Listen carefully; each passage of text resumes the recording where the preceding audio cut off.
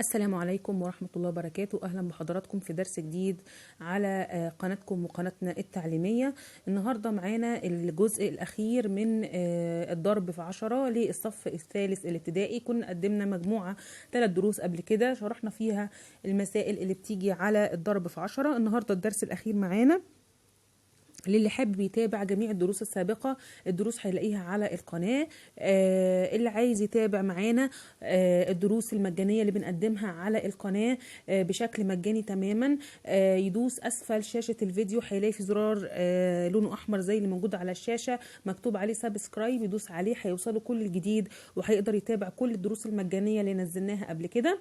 ان شاء الله ابتدوا معانا. ان شاء الله ارجو ان ده يفيدكم، ان ده يوفر عليكم مصاريف الدروس الخصوصيه. كمان هتلاقوا على القناه حاجات كتير جدا مفيده خاصه بالبيت والاسره وصحتنا والدايت والتجميل. هتلاقوا حاجات كتير جدا كل ما يهم المراه والاسره هتلاقوه موجود عندنا على ان شاء الله على القناه. ندخل في الدرس. النهارده معانا نمط جديد من المسائل اللي هي بتقول 45 10 بتساوي كام، وبتساوي 10 في كام، في 5 في كام. طيب تعالوا نحل كده. 45 10 هننزل 45 زي ما هي. كلمة 10 دي بتاكل صفر، كلمة 10 بتاكل صفر، فأول ما الاقي كلمة 10 هشطب عليها احط مكانها صفر. تمام، يبقى انا عندي طلع الناتج عندي 450. طيب ال 450 دي هنا بيقول لي بتساوي 10 في كام، في نقط. هعمل ايه؟ هشطب على ال10 دي، هتروح مع الصفر، هتروح مع الصفر بتاع اللي انا كاتبه هنا، راحت مع الصفر خلاص. يبقى انا اصبح عندي الصفر طار مع ال10. طيب اصبح عندي 45. ال 45 كام في 45؟ يعني كام في 5 بتساوي 45؟ ايوه 9 في 5 بتساوي 45. تعالوا نشوف سؤال تاني على نفس الفكرة.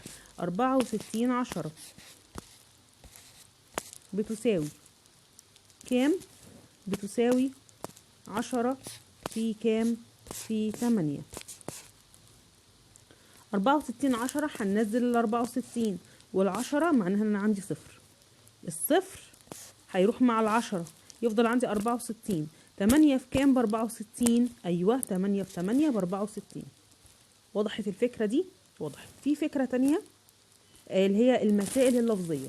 بيقول لي إذا كان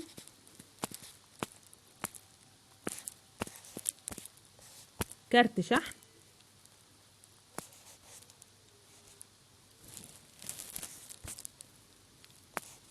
شحن بكام؟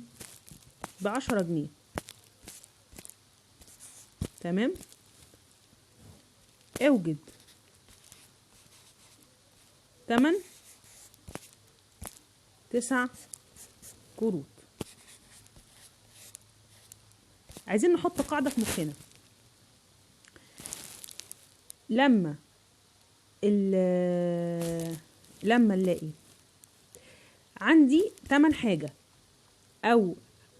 وعندي التمن الحاجة دي او وزن حاجة او طول حاجة، والحاجة دي متكررة معايا كذا مرة، يعني الحاجة دي متكررة عندي منها كذا حاجة. يعني مثلا انا اذا كان كيلو الطماطم ب5 جنيه، فاوجد تمن 5 كيلو طماطم. يبقى انا ايه اللي حصل عندي؟ انا عندي تمن حاجة، الحاجة دي تمنها مطلوب مني ان انا اضربه في ايه؟ عندي منها اعداد كتير. يعني زي ايه مثلا؟ هنا المسألة بتقول اذا كان انا عندي كارت الشحن الواحد ب10 جنيه، اوجد تمن 9 كروت.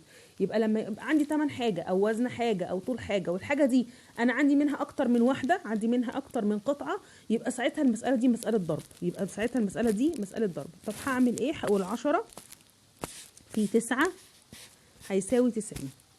هيساوي 90. طيب ادي نمط من انماط المسائل اللفظية.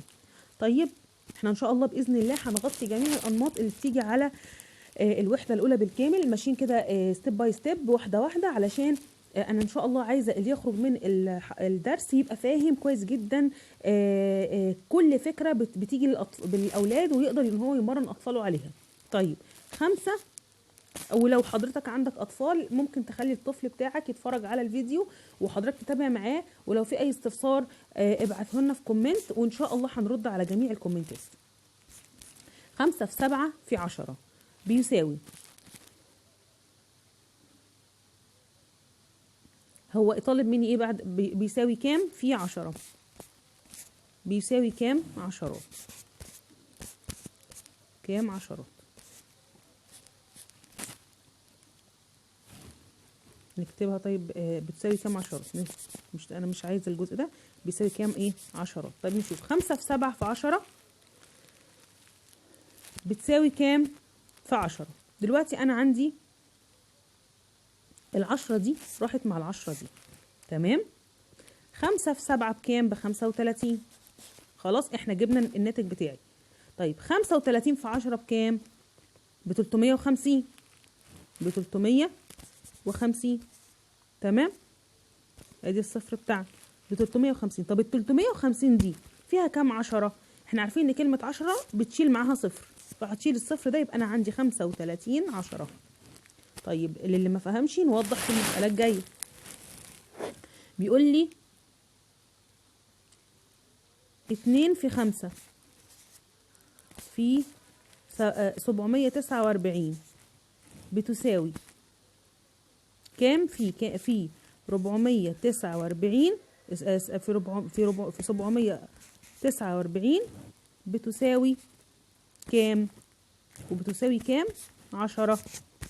تعالوا نحل مسألة بسيطة جدا. أول حاجة لما نلاقي 3 أرقام مضروبين في بعض نعمل أول 2 مع بعض، أو أسهل 2 عليا مع بعض.